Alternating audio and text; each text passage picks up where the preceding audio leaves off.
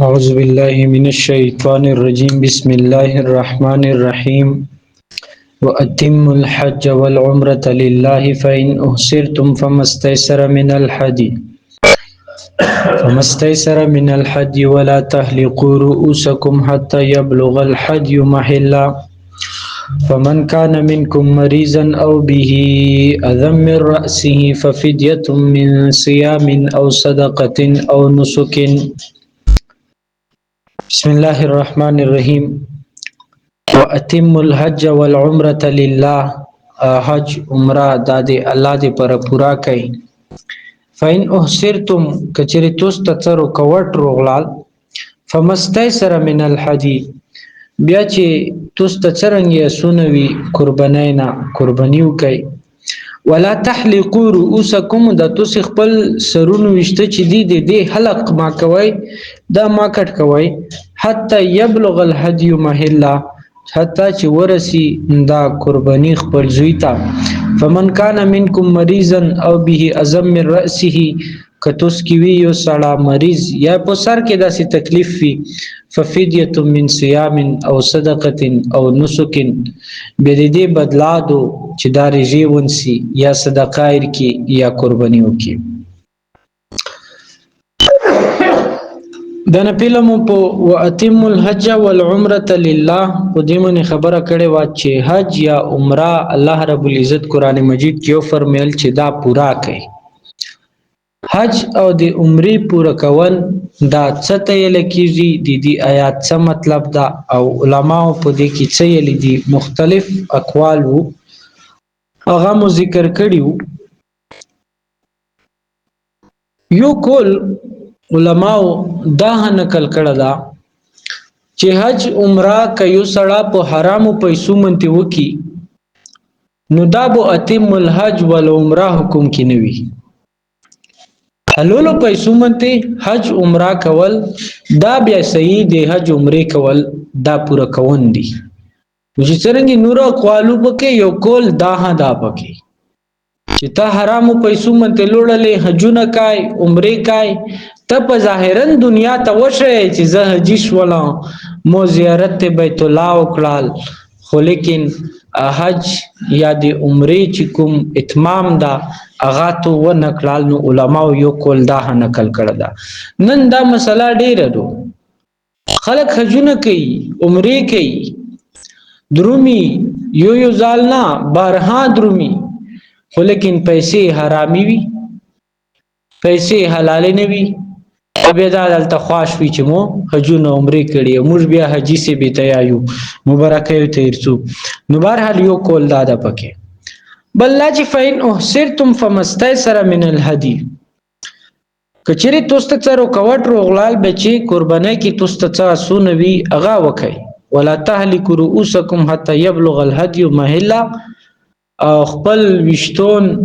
دا ما کټ کوي څو پورې چې هغه قرباني تو سره رسیدلی نوي زویتا. اول دالتا احصار ټکر ولدا احصار یلشي چې یو سړی حج عمره ته اراداو کی احرام وتړي بیا ماس کی دي ته یو داسې رکوټ پیش شي چې د حج عمره دا پورا نکی او پورا کون دي ته ناممکن وي.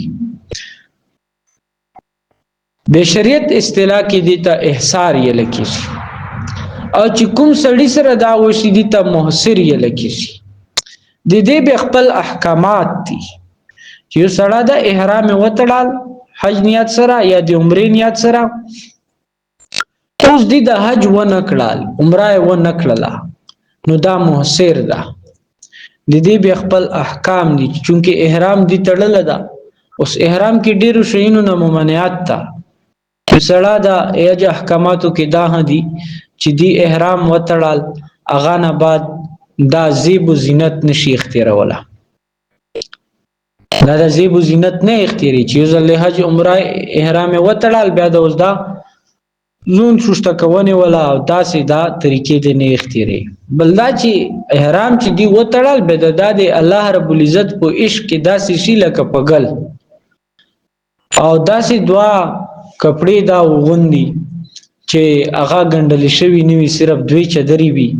او بیډانګه بدن منته دغه سر چولی وي او وشتشول یا بریتون شول دا نه کټکی ای سره چړی دی نه بلکې دا د درومي دغه د احاجو او کې چې کدا بیت الله ویني کدا مینا ته درومي کدا عرفات ته چی کدا د مزدلفه په ودیو کې ګرځي پمزکو کې ګرځي بس د الله پاک مراد دا وی چې لبیک اللهم لبیک لا شریک لک لبیک ان الحمد والنعمت لك والملك لا شریک لك دا مراد وی هر وخت بس عشق مشوق خپل د الله رب العزت عشق دا مراد وی خو که یو سړی حج عمره احرام وتړل دا لوړل نه یا څرو کوټ اتروغلا بیا بو دیمنه حکم داوی چې دا به وا قربانی ولیتا استی چې څو پرې هغه قربانی غزوی ته ورسی غزو کې ذبح دی هغه قربانی ورسی وشي بیا غانه بعد بودا حلال شي بیا دا وشته کټ کواشي او بیا دا د څوم شینو چې ممانعات هغه دا کول شي اوس په دغه کې علماو لشکي اختلاف ذکر کړه دا امام شافعی رحمت الله علیه فرمایي چې یو سړی حج عمره نیت احرام وتړل اوس پچار دوی چې دا څوکي حج عمره پورا کی خو کدا موثر شوال بیا غي چې دته چې رکوټ روغلال صرف شریعت اسلام اغي یی چې بس رکوټ صرف دشمن وی چې د دشمن دی واجب دي ته رکوټ پیدا شي چې هغه دشمن دی واجب دا بیا نه حج پورا کی نه عمره پورا کی بیا بو دا څه شوی دا بو محسر وی صرف دشمن دی واجی نور بل څه عذر دي ته چې دا محسر نشي جوړولا بس دشمن دی واجی ته خوف خطراوي بیا د حج عمره ونه کی خاص دشمن سره دا ذکر ده په دې صورت کې به دا محسر وي او دا به بیا قرباني ها امام شافعي رحمت الله علیه دا فرمایي چې قرباني چې دو بیا هغه د پرا دا چې ته کې ها دا مسور شوی وي هغه زوی کې دا قرباني وکي بس دا به هغه منی به دلیل پیش کی چې نبی علیہ الصلوۃ والسلام صلح حدیبیه په موقع منته لوړو غزو کې دشمنانو نه پرېږدل صحابه کرام سره نو غزو کې بیا غټولو قربانای کړي بیا غانه بعد حلق کړم نو هغه حلول شوی دی وجنا هغه چې مکه کې یا ولته بیت الله ته غزو ته رسیدن د قربانای لازمي نه دي بس چې ته کې دا وی کوم رکوټ ترغولي چې کومه قرباني دوغه داو کې دی غړبو خلاص شي دا به حلول شي امام حنیفه رحمت الله علیه فرمایي چې نه دا رکوټ چې دا صرف دشمن نه ده کيو سړی احرام د حج د عمرې دی وتړل دشمن دی واجدان نه لړو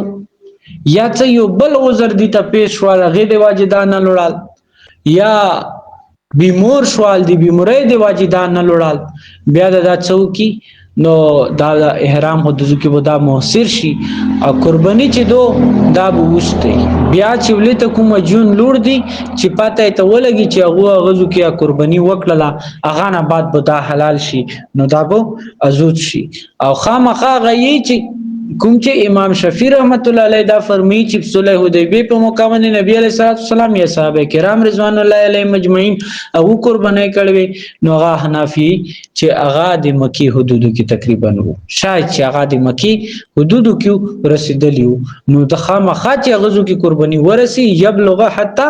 یبلغ الحدی محله چې د قرباني چې د ازوی ته ورسي نو زوی بیت الله د خنکباد چې غزو کې حلول شي بیا غانه بعد د اجازه ته دا بو حلول شمرل کیږي دا څنګه موجوده د دې وخت زمانه او د دې حالات عذر کې یو عذر علماء دا هلي کله دا چې یو سړی د غي خو د حج او د عمرې نیت وکړه کور نه وته یا احرام وتړل روان شوال چې کله دا وتال په ایرپورټ کې ایدی ایمیګریشن وغیرہ چې کوم دي یا اوس چې دا جدید کوم اپس وغیرہ هغه منته هغه انټری وغیرہ کوي دا شیونه ونشول نو دا به د محسر په حکم کې وي دا هه سار دا هرو کوړه دا به د غاسي قرباني دلته کوي بل خبره چې دم احصار دیته لکېږي د کومه قرباني چې مشکو دیتا دم احصار یې لکېږي چې تو ته حج عمره کې څه رکاوټ روغلل بیا د قرباني وکړله نو دې حکم خو دغه روغلل دغه رنګې نور یو دم چې د کوم مخکې آیات کې چې فمن کان منکم مریضا او به ازم من رأسه چې یو سړی مریض شوال یا په سر کې څه تکلیف شوال